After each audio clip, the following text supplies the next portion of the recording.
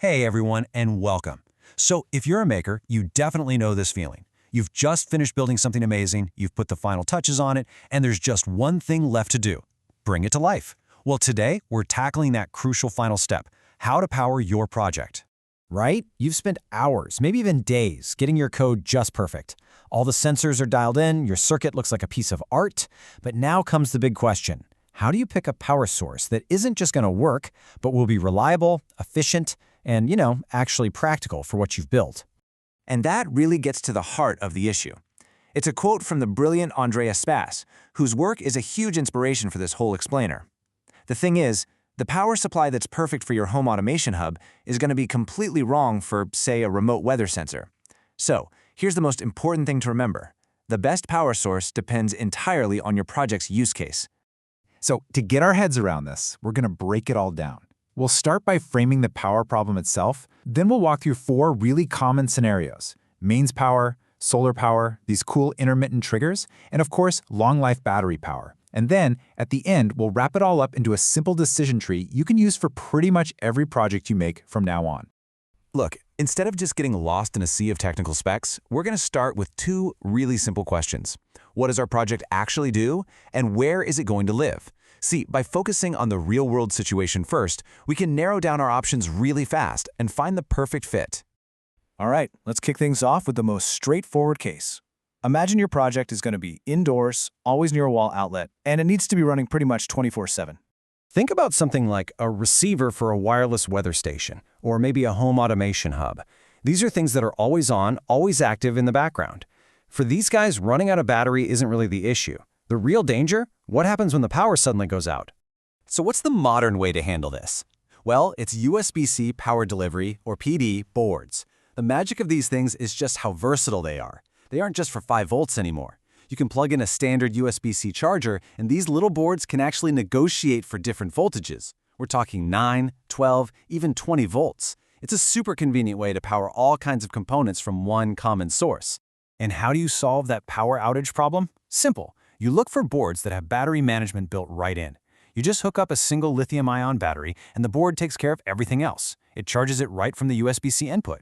So if the mains power ever fails, your project won't even blink. The board just instantly switches over to the battery, keeping everything humming along without a hitch. Okay, but what if a wall outlet is just not an option? When you move your project outside or to a totally remote location, you need a whole different strategy. And that usually means looking up to solar power. Now, this is where the puzzle gets a little more interesting. You're obviously going to need a solar panel to soak up energy during the day, but the real key here is a rechargeable battery. Usually, a single Li-ion cell works perfectly to store that energy for those cloudy days and, of course, for running overnight. You don't have to go crazy saving every single microamp just yet, but having an efficient circuit is still super important to make the most of whatever sun you get. All right, let's talk about a totally different way to save power. What if your project could spend 99.9% of its life completely off, zero power draw, and only wake up for a few seconds when something physical happens? The classic example of this is a mailbox sensor. It does absolutely nothing. It consumes no power until the mail carrier opens the little flap. That simple mechanical action closes a switch, which powers up the microcontroller.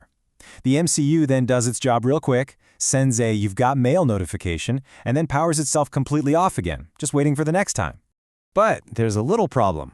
What if the mail flap closes before the microcontroller finishes sending its message? A simple 1-transistor circuit could easily fail. The solution is a really clever 2-FET circuit. Here's how it works. The mechanical switch gives it that first jolt of power. The very first thing the microcontroller does is use one of its own pins to turn on a second transistor. This basically creates a bypass for the power, like the circuit is saying, "I've got it from here." It latches its own power on, stays running, and once its job is done, the microcontroller just turns that pin off, cutting its own power completely. It's genius. And that brings us to our final use case, the marathon runners of electronics.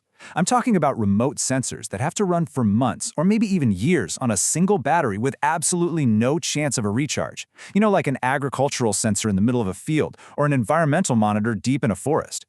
So picking the right battery chemistry is step 1. Nickel-cadmium, or NiCad, that's your workhorse for high current power tools, but its energy density is kind of low. Nickel metal hydride, NiMH, that's a good all-rounder, But for these long-life, low-power projects where every gram and every milliamp hour counts, yeah, lithium polymer, or LiPo, batteries are almost always the winner, just because they pack the most punch into the smallest package. Now here's a point that I really can't overstate. Squeezing years of life out of a tiny battery isn't just about the hardware you pick. How you write your code is just as important, if not more important. The goal is super simple. Get your task done as fast as you possibly can, so the microcontroller can go back into a deep sleep, low-power state. The less time it's awake, the longer your battery's gonna last. It's that simple. And check this out. This is a perfect example of what I'm talking about. The standard Arduino command to turn a pin on, digital write, it's easy, but it's slow because of all its built-in safety checks. But by using a more advanced technique called direct port manipulation, you're basically talking straight to the hardware. And the result? It can be over 46 times faster. That's 46 times less time the processor needs to be awake, which translates directly into huge power savings over the life of your battery. Okay, we have covered a lot of ground. So let's pull this all together into a simple framework that you can use the next time you're starting a project. Just think of it as your power supply decision tree. Seriously, next time you're stuck, just ask yourself these 4 questions. Number 1, is mains power available? If the answer is yes, you're thinking USB-C PD with a battery backup. Number 2, does it need to live off-grid? If so, you're probably in solar territory. 3, will it be almost always off, only waking up on a physical trigger? Well, that's a perfect job for that clever little FET circuit. And finally, number 4, does it have to survive for years on one battery? Then your focus has to be on both smart hardware and super efficient code. See, just by thinking about the use case first, you turn what seems like an overwhelming technical problem into a clear, logical choice. You stop asking, what's the best power supply? And you start asking, what's the best power supply for this specific job? And that simple shift in thinking, that's the real key to successfully powering any project you can dream up. Thanks for watching.